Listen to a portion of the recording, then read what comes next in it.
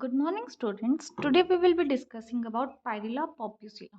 ठीक है, पायरिला पॉप्यूसिला का कॉमन नेम भी है बेटा शुगर केन लीफ होपर। आज हम इसके बारे में डिटेल में पढ़ेंगे कि ये कहाँ मिलता है, इसकी हैबिट क्या है, डैमेज कैसे कॉज करता है, कंट्रोल कैसे कर सकते हैं हम इसको, इसकी लाइफ साइकिल क्या है। ठीक है, तो बेटा अगर हम पायरिला पॉप्यूसिला की क्लासिफिकेशन की बात करें तो ये एक शुगर केन पेस्ट है। इसका क्लास है Insecta, order Hemiptera, family Fulgoridae, genus Pyrilla, species perpusilla. ठीक है, अगर हम इसके कॉमन नेम्स की बात करें ना बेटा, इनको किस किस नाम से बोला जाता है, हर एक के ना निक नेम्स होते हैं ना। ऐसे ही इसका जूलॉजिकल नेम है पायरिला पॉप्यूसिला। ठीक है, इसको उसके अलावा शुगर केन लीफ हॉपर इसको कॉमनली बोला जाता है, इसके क्योंकि ये लीव्स को इन्फेक्ट करता है। ठीक है, पत्तों को, गन्ने के पत्तों को इन्फेक्ट करता है, इसीलिए इसको लीफ हॉपर बोलते हैं।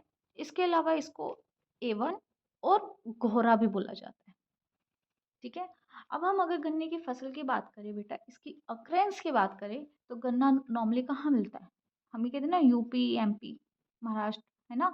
तो जो ये पेस्ट है बेटा, ऑब्वियस है जहाँ पे फसल है वहीं पे इन्फेस्टेशन करेगा, लेकिन इसकी प्रीडोमिनेंटली अगर हम बात करें तो ये पेस्ट मिलता है, इसकी अक्रेंस है उत्तर प्रदेश, मध्य प्रदेश एंड महाराष्ट्र।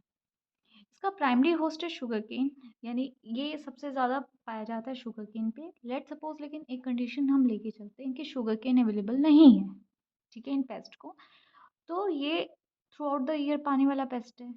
तो ऐसा भी हो सकता है अगर मान लो इसको शुगर केन अवेलेबल नहीं है तो ये किसी और क्रॉप के ऊपर फीड करे।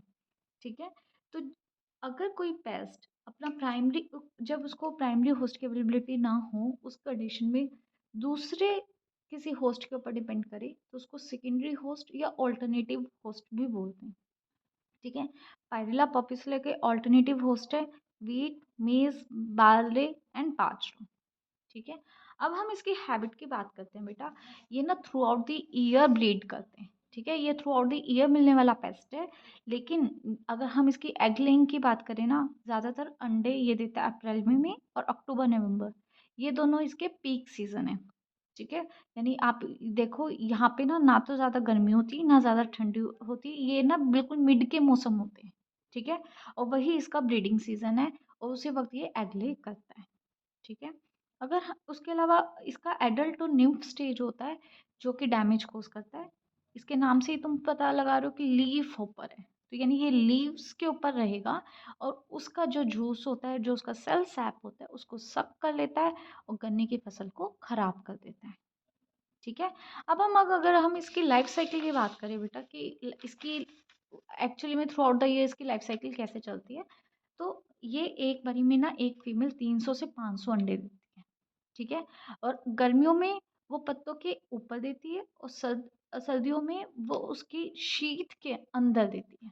ठीक है, मान लो अब गर्मी है तो वो अंडे यहाँ पे इसके ऊपर दे देगी, और अगर सर्दी है तो जो ये लीफ की शीत होती है नीचे, उस वहाँ पर ये अंडे देती है। ठीक है, ये एग ओवल होते हैं, शाइनी होते हैं, और अगर हम इसके कलर की बात करें, पेल वाइट यानी क्रीमिश से कलर से लेके ग्रीन कलर के बीच में इनकी वेरिएशंस देखने को मिलती है। अब ये अंडे 7 से 22 दिन में, ठीक है, यानी गर्मियां हैं तो कम टाइम लगेगा, ठीक है, सर्दियां हैं तो ज़्यादा टाइम लगेगा, तो 7 से 22 दिन के अंदर निम्फ में कन्वर्ट हो जाते हैं। अब ये निम्फ क्या होता है बेटा, निम्फ ना बिल्कुल एडल्ट जैसा दिखता है पर सेक्सुअली इमेच्योर और साइज में छोटा होता है। ठीक है बेटा, एक्चुअली ना दो टर्म्स होती हैं, कैटरपिलर, सॉरी, लार्वा और निम्फ। निम्फ का मतलब होता है कि मॉर्फोलॉजिकली देखने में ना बिल्कुल ऐसा लगेगा कि अब एडल्ट जैसा है, बस साइज में छोटा होगा, और उसकी जो रिप्रोडक्टिव ऑर्गन्स हैं वो मेच्योर नहीं होते। ठीक है, लेट सपोज आप ये पाइडिला पॉप्यूसिला है तो ये इसका एडल्ट है, तो इसका जो निम्फ होगा ना वो इतना छोटा होगा, ये इतना छोटा होगा, और सेम कलर का है, सेम सब कुछ है, दिखने में भी सेम है, उसका बिहेवियर भी सेम है, बस वो सेक्सुअली इमेच्योर है।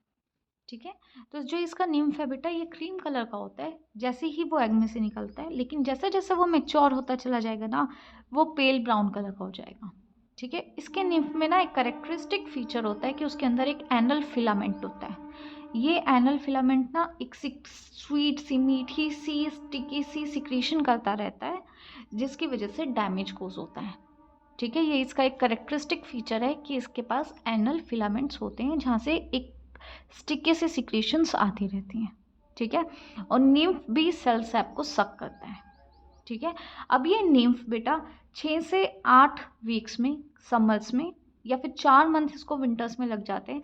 ये 5 मोल्टिंग की प्रोसेस को करता है और ये एडल्ट में कन्वर्ट हो जाता है। एक एडल्ट 8 mm का से 10 mm का लेंथ का होता है, स्ट्रो कलर का होता है। स्ट्रो यानी जो आपका ये सूखा हुआ तिनका होता है ना बेटा, उस कलर का होता है। मेल की अगर बात करें तो उसकी लाइफ स्पैन होती है 5 से 7 वीक्स, फीमेल की 5 से 8 वीक्स, यानी 1 वीक ज़्यादा है फीमेल की।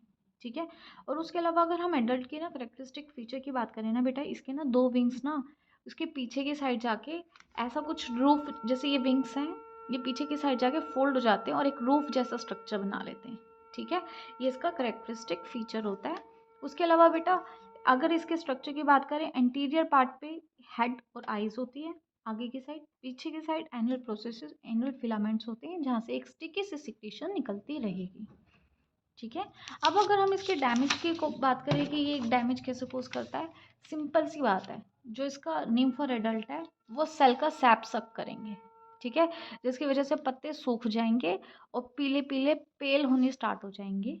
और अगर यानी पेल हो गए यानी फोटोसिंथेसिस कम होगी, क्योंकि क्लोरोप्लास्ट कम होने से ही पेल होगा, है ना। तो वो जिसकी वजह से फोटोसिंथेसिस 35% तक कम हो जाती है। ठीक है, उसके अलावा क्या करते हैं बेटा, आपको अभी बताया मैंने ना, इनका निम्फ और एडल्ट के अंदर एनल फिलामेंट्स होते हैं जहाँ से सिक्रीशंस आती हैं। ठीक है, वो secretions white sweet and sticky होती हैं, जिसकी वजह से वहाँ पे फंगस लग जाती है। ठीक है, और फंगस लगने की वजह से वहाँ पे ब्लैक और सूटी सी लेयर बन जाती है पत्तों के ऊपर और सडन सी हमें दिखने लग जाती है, जिसको हम ना हनी ड्यू भी बोलते हैं कि हनी ड्यू फॉर्मेशन होगी ऑन शुगर केन क्रॉप। ठीक है, तो जो ये शुगर हनी ड्यू है, ये कई बार 1 मार्क्स में क्वेश्चन आ जाता है। तो बेसिकली ये क्या है, एनल सिक्रीशन से पाइरिला पोपियोला की एक सिक्रीशन निकलती है जिसके ऊपर फंगस लग जाती है, जो इसके ऊपर एक काली काली पत्तों के ऊपर अपीयरेंस देता है, जिसको हम हनी ड्यू बोलते हैं। ठीक है, उसके बाद अगर हम कंट्रोल की बात करें बेटा, तो हम इसको पाइरिला पोपियोला मान लो आपके गन्ने की खेत है, ठीक है, उसके अंदर ये कीड़ा लग गया। अब हम क्या कर सकते हैं, सबसे पहले तो ना आप ऐसी ही शुगर केन की फसल को उगाओ जो पेस्ट रेजिस्टेंट है। आजकल ना हमारी बायोटेक्नोलॉजी ने इतनी एडवांसमेंट कर ली है कि इतनी फसलों में वेरिएशंस आ गई हैं कि हम सुपीरियर क्वालिटी की गन्ने की फसल को उगाएं। ठीक है, दूसरा बेटा आज के टाइम में हम ना पेस्टिसाइड्स के बिना ना कुछ नहीं है। अगर हम कमर्शियल स्केल पे फसलों को ग्रो कर रहे हैं तो ना BHC बेंजीन हेक्साक्लोराइड जो है उसको 5 to 10% कंसनट्रेशन में डस्ट फॉर्म में यूज़ कर सकते हैं, या फिर एंडोसल्फान है उसको हम 0.25% कंसनट्रेशन पर यूज़ कर सकते हैं। उसके अलावा रेटून क्रॉपिंग को हम अवॉइड करें। रेटून क्रॉपिंग बेसिकली क्या होती है, हम ना किसी फसल को जब काटते हैं ना, हार्वेस्टिंग करते हैं, हम उसकी ना बिल्कुल बेस से उसको रूट से ना काट के थोड़ा ऊपर से काटते हैं और यही वाला पार्ट अगेन यूज़ हो जाता है उसको ग्रो करने में। ठीक है, तो इसको बोलते हैं रेटून क्रॉपिंग। इसमें क्या है, अगर मान लो कोई अंडा या कोई न्यूफ यहाँ रह गया ना, वो नेक्स्ट ईयर की फसल में भी चला जाएगा। तो हम ऐसा कुछ ना करें, हम रेटून क्रॉपिंग को अवॉइड करें। उसके अलावा हम काफ़ी सारे कल्चरल मेथड्स हैं, जैसे हम मिक्स क्रॉपिंग, क्रॉप रोटेशन कर सकते हैं। फिजिकल मेथड्स जैसे कि हम टेम्परेचर, मॉइस्चर, इनके वेरिएशंस को यूज़ कर सकते हैं।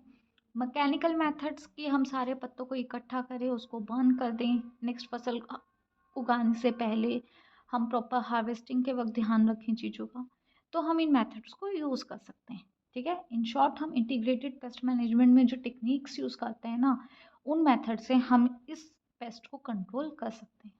ठीक है, दिस वॉज अबाउट पाइरिला पोपियोला। आई होप आपको समझ में आएगा।